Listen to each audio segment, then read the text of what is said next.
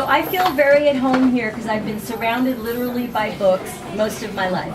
Growing up in Cambridge, Massachusetts, I trailed along with my grandfather, who was a curator at the Longfellow House. So why is this important? Why is it relevant? My grandfather taught me the story of the Longfellow family, which was filled with joy and sorrow, ups and downs. So my childhood life was spent in an immersive story world, and I learned about life by hearing the stories in the Longfellow family. So research shows that most of us, not just me, are fairly awful storytellers. And the good news is, we can get better.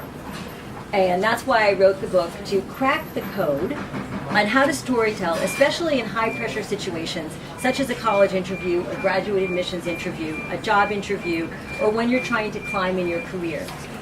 Two researchers, Daniel Gilbert and Gus Cooney, ran several different experiments for speakers and listeners. And the study confirmed that people like to hear familiar stories versus new stories. So they concluded this is probably because people are generally such bad storytellers that brand new tales are just confusing. So Gilbert says, when our friends try to tell us about movies we've never seen or albums we've never heard, we usually find ourselves bored, confused, and underwhelmed. And yet, as soon as it's our turn to speak, we do the exact same thing to our friends, with exactly the same consequences. Classic vehicle that he used called the Ben video. So let me tell you what the Ben video is. So it's literally a video that he showed to subjects about a boy named Ben, who's 2 years old. Ben has a brain tumor that will take his life in a matter of months. And the video shows Ben and his dad. Subjects watching the video, initially, when they saw the sadness, secreted a hormone called cortisol. Cortisol is a stress hormone. And that was during the part when Ben's dad was in a lot of emotional pain. Then, when the story changed and Ben's dad got a lot happier, the subject started secreting a hormone called oxytocin. Oxytocin is known as the empathy hormone. Some people call it the love hormone. So the arc begins with the hero in ordinary life. He or she receives a call to adventure.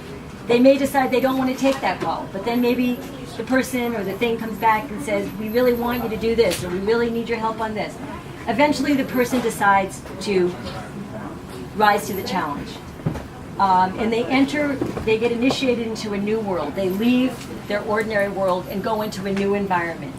The hero or heroine becomes embroiled in some kind of crisis, and he or she overcomes the crisis or the challenge and then returns back to their ordinary world. So that's a great example of what I'm going to ask you guys to do when we go through some storytelling exercises. Can you make a dramatic arc? The electricity goes out, you think it's going to be a disaster. There's more camaraderie between them, happy people, they're working better together. Most importantly, enjoy the creativity of storytelling. Wishing you all happy and safe holidays.